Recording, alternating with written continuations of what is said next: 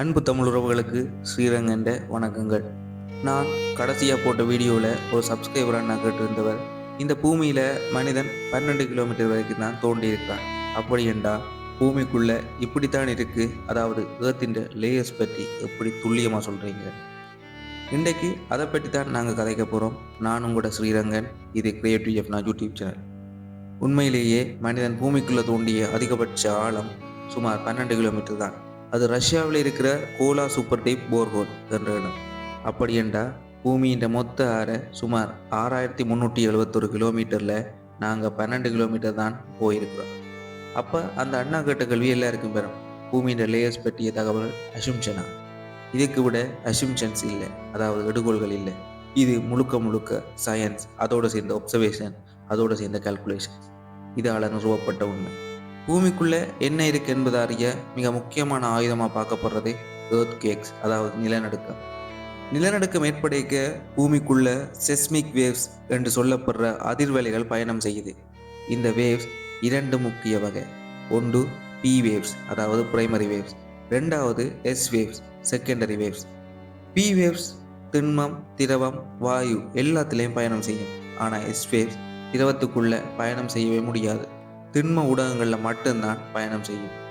இப்போ நிலநடுக்கம் வந்தோடனே உலகம் முழுக்க இருக்கிற செஸ்மோகிராபிக் ஸ்டேஷன்ஸில் இந்த வேவ்ஸை ரெக்கார்ட் பண்ணுவினோம். ஒரு குறிப்பிட்ட ஆழத்துக்கு பிறகு எஸ் வேவ்ஸ் ரெக்கார்ட் ஆகலை, பி வேவ்ஸ் ரெக்கார்ட் ஆகுது, ஆனால் வேகமும் திசையும் மாறிடுது. இதில் இருந்து விஞ்ஞானிகள் அந்த இடத்துக்கு கீழே திரவ பகுதி இருக்குன்னு சொல்லினோம், அதோட அதுக்கு மேலே திண்ம பகுதி இருக்குன்னு சொல்லினோம். இதுதான் பூமியின் உள்ளமைப்பை அறிய உதவுற மிகப்பெரிய ஆதாரம்.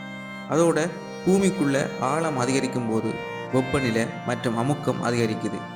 இது சுரங்கங்கள், எரிமலைகள் மற்றும் ஆய்வக சோதனைகள் மூலம் நிரூபிக்கப்பட்டிருக்கு.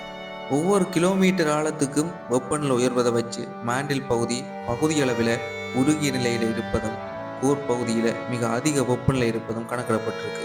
ஆனால் எக்ஸ்ட்ரீம் ப்ரெஷர் காரணமாக அது திண்மமாக காணப்படுது. இந்த கணக்குகள் பலமுறை சரிபார்க்கப்பட்ட ஒரு நாட்டின் கருத்து இல்லை, உலகளாவிய அறிவியல் ஒப்புதல் பெற்ற உண்மை. பூமியில காணப்படும் காந்தப்புலம் இது கூட ஒரு முக்கிய ஆதாரம். பூமியை சுற்றி இருக்கும் இந்த வலுவான காந்தப்புலம் திரவ நிலையில இருக்கிற இரும்பு மற்றும் நிக்கல் அவுட்ட கோர்ல சுழல்வதால் உருவாகுது. பூமியின் கோர் திரவமாக இல்லையென்றா இந்த மேக்னெட்டிக் ஃபீல்டு உருவாக முடியாது. ஆனா காந்தப்புலம் இருப்பது மட்டுமில்லாம அது விஞ்ஞான கணிப்புகளுக்கு ஏற்ற மாதிரி மாறுவதும் பதிவாகி இருக்கு. இதுவும் பூமிக்குள்ள உருகிய நிலையில வெளிக்கரு இருப்பதற்கான தெளிவான சான்று. இப்போ இதெல்லாம் அசம்ஷன்ஸ்ண்டா நாங்கள் அன்றாட வாழ்க்கையில் பயன்படுத்துகிற ஜிபிஎஸ் வேலை செய்யாது. எர்த்குவேக் ப்ரிடிக்ஷன் மாடல்ஸ் தோல்வியில் தான் முடியும். வொல்கனோ ஸ்டடீஸ் அது பிழை. Satellite orbits unstable. ஆனால் இவையெல்லாம் எங்கள் அன்றாட வாழ்வில் சரியாக வேலை செய்யுது. அதனால் இது டெஸ்டட் சயின்ஸ், கெஸ்ஸிங் சயின்ஸ் இல்லை.